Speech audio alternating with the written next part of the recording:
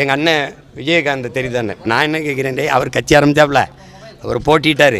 நான் கூட அவர் போட்டிட்ட அவர் கட்சி வேட்பாளர்கள்லாம் போய் ஆதரவாக வேலை செஞ்சேன். ஏன் அவருக்கே போய் ரிஷிவந்தியத்தில் சேகரித்தேன் 2011 உங்களுக்கு தெரியும், அம்மையார் ஜெயலலிதாவோட அவர் கூட்டணி வச்சுருக்கும்போது.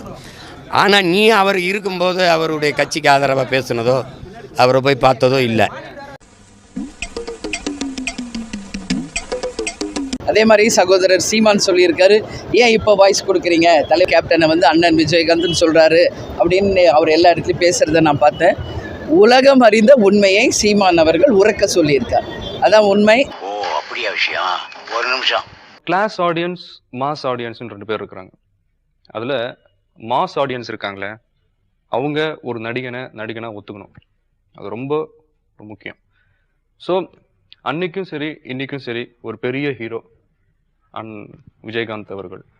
தமிழ் சினிமா நமக்கு கொடுத்திருக்கிற நட்சத்திர நாயகர்களில் புரட்சி தலைவர்னா அது ஒருத்தர் தான்.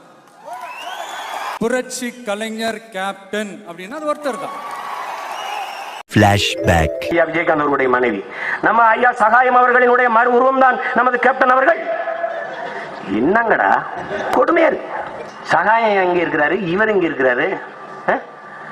இவர் திடீர்னு நேற்று ராத்திரி எனக்குலாம் இரவுல தூக்கம் வரலைன்னா அந்த கேப்டன் செய்தி சேனல்ல போட்டுருவாங்க. அந்த 2 பேரும் பேசுறத பார்த்தா என் மனைவி கூட அருமையா சொன்னாங்க. சிரிக்காதீங்க, நான் மறந்துடுவேன் என்ன பேசுவேன்னா அப்போ விட்டுருவேன். நான் கொஞ்சம் முன்ன பண்ண பேசுவேன், நீங்க கோர்த்து புரிஞ்சுக்கிறீங்க. விஜயகாந்தை முதலமைச்சராக ஒரு கூட்டணி ஓட்டு கிடைச்சிடறான். லூசு பயலு. அந்த கூட்டணிக்குள்ள இருக்கிற நல்லகனுக்கு கால் கட்ட வருவானடா விஜயகாந்த். காலு கட்ட திருமாவளவனுடைய போராட்டத்திற்கும் ஈகத்திற்கும் ஒரு துளியளவு வருவானா விஜயகாந்த் முதலமைச்சருக்கு எத்தனை எழுத்துன்னு சொல்ல சொல்லு, பதவியே கொடுத்துருவோம்.